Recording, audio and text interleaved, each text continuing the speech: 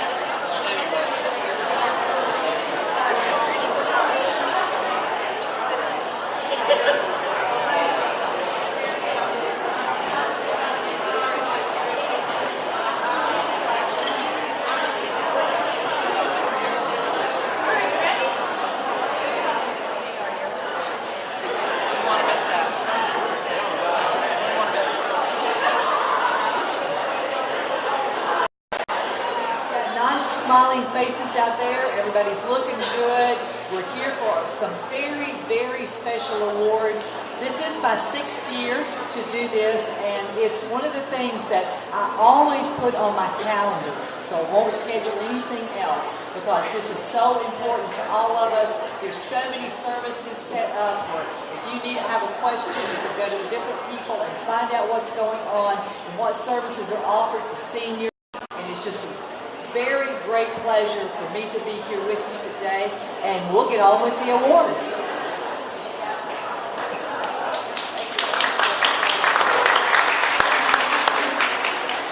Welcome, my name is Joey Souter, and I serve on the recognition committee with Tabitha. Each year we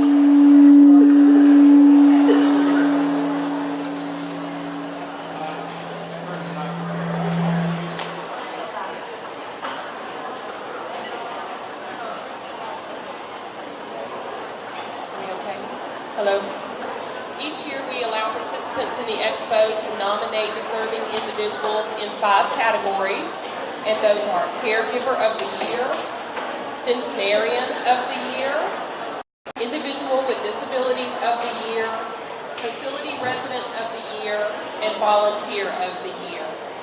So the first award, I would like to ask Jason Langford from Glenbridge Health and Rehab to present their nomination for Caregiver of the Year, Darlene Watson.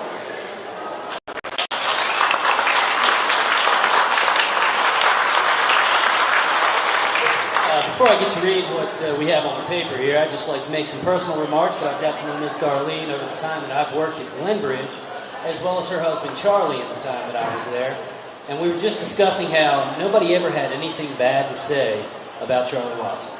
He was a pillar of the community. Everybody got to know him. And through everybody else's stories that I've heard about him, I got to know him before he came to Glenbridge. So with that said, we'd like to recognize Darlene as the Caregiver of the Year for our nomination for the wonderful work that she's done taking care of Charlie. Darlene spent the last 10 years caring for her husband at home until he had to have 24-hour care. During his stay here, she went to school to become a certified nursing assistant. Now she's here daily after work for approximately 3 hours. She helps other residents with meals and feeds her husband, does other daily care activities for him, and she is truly a professional person and a loving, dedicated wife. She deserves recognition for her contributions both to her husband as well as to others. Thank you very much, Darlene.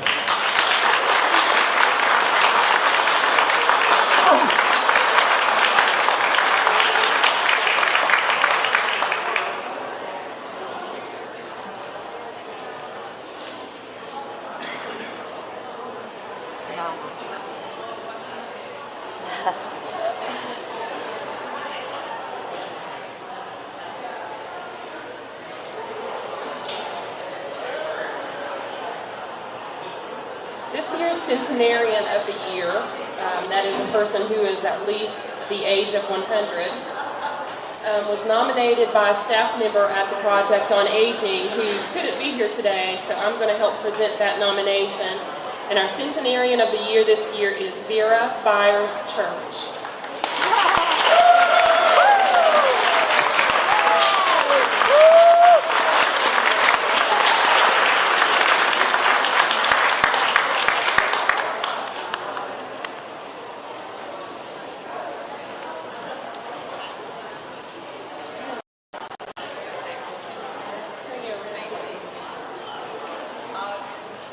Glad you could be here today, and as you can see, the narrative that was written about her is quite outstanding.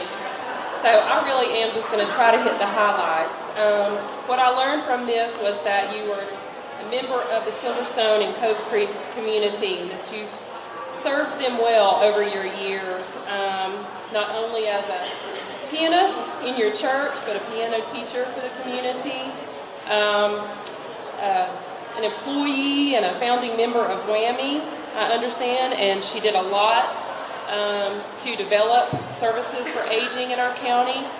A Red Cross volunteer, all sorts of things. So we're very, very appreciative of your service over the years, and I also know you're still a very active older adult, so we appreciate all the things you do and all your involvement. Congratulations.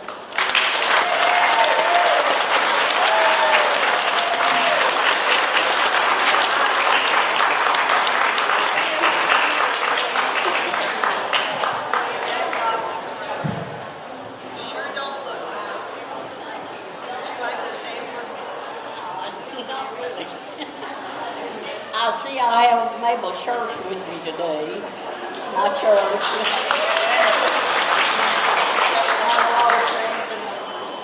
I have just enjoyed my life. I've had a good life. Had that things that I could do, but that goes with all of us. But I'm just so proud that the Lord has given me this time, because I've learned so much in the last few years that I never have even thought of.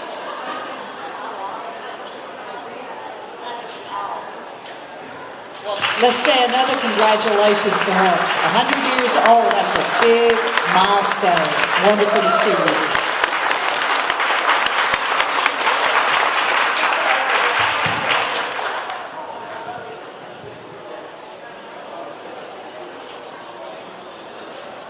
All right, I've got the honor today of telling you about a very special gentleman who I know from the Senior Center in Boone, but he was actually nominated. He was welcomed immediately with great admiration and enthusiasm from the staff and participants. We all knew that he was a very special person, so polite and gracious, and due to his friendly, outgoing personality, he made lots of friends. Everyone enjoyed hearing about his experiences in Manhattan. Although Henry's recent loss, he had lost his wife, and his physical disabilities were a great challenge, he was determined to overcome his limitations gracefully. He learned to get around the center successfully with his cane, he knew everyone's name, and with a little creative tutoring, he was able to learn to knit. And I think you still knit. Don't you do some knitting, Henry? Knitting and weaving, he says. Always a businessman by trade, he was pleasantly surprised and delighted to find developed an appreciation for expressive arts and crafts. He then learned to hand weave beautiful scarves on a floor loom. His accomplishments were remarkable. Now Henry is doing the exercise program twice a week, enrolled in numerous classes, and has helped to organize a bridge club, a noontime singing club, and due to his participation in the grief support group, he acts as a listening ear for those seeking comfort or suggestions. He even attends outings and the theater. Henry has a unique ability to brighten any room with his cheerful personality and sense of humor. He is truly a joy to be around and is the most versatile person I've known to conform to a completely different way of life in such a short time and with such a good spirit. And it is our honor and privilege to present him with this award today to Henry Vera.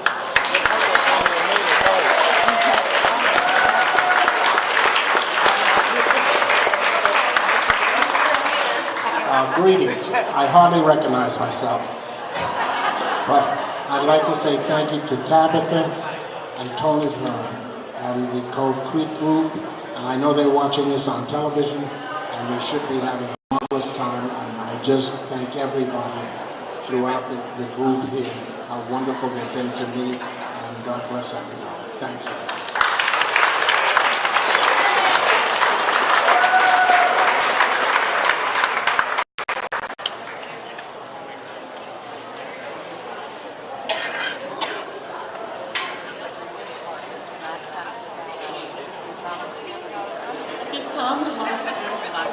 Hey, George. How are you? Good. You? Good. Facility resident of the year, Ms. Lucille Smith.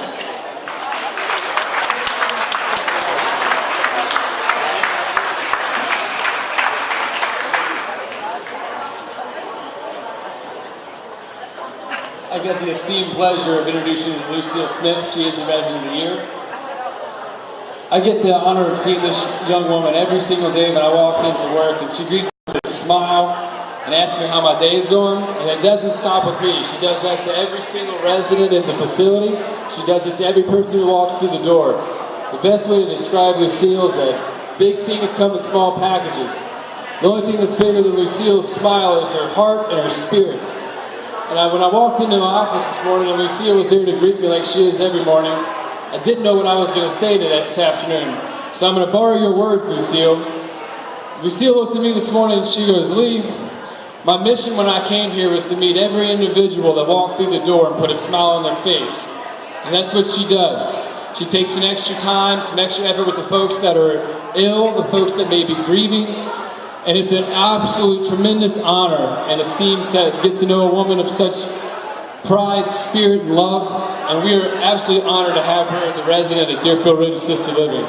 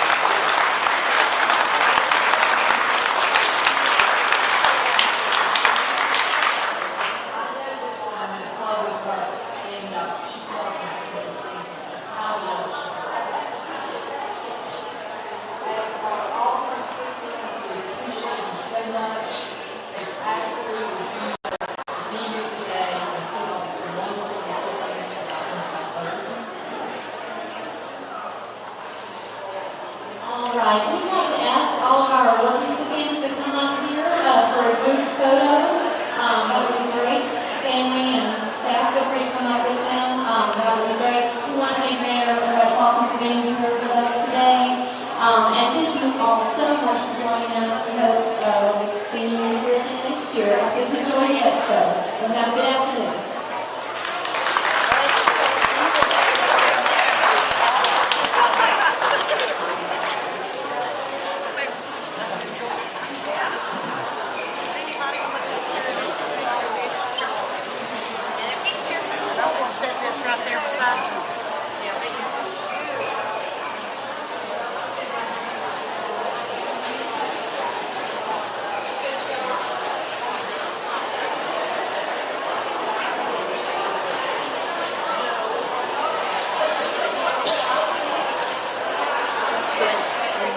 Thank you.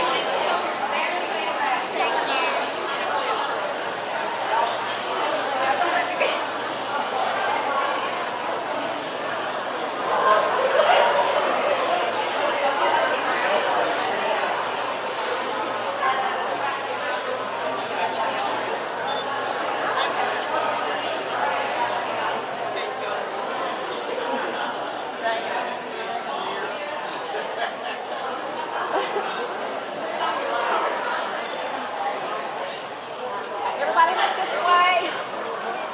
Let's see. We'll let that one and then look back this way. Okay, 1, 2, 3. Let's go one more. 1, 2, 3.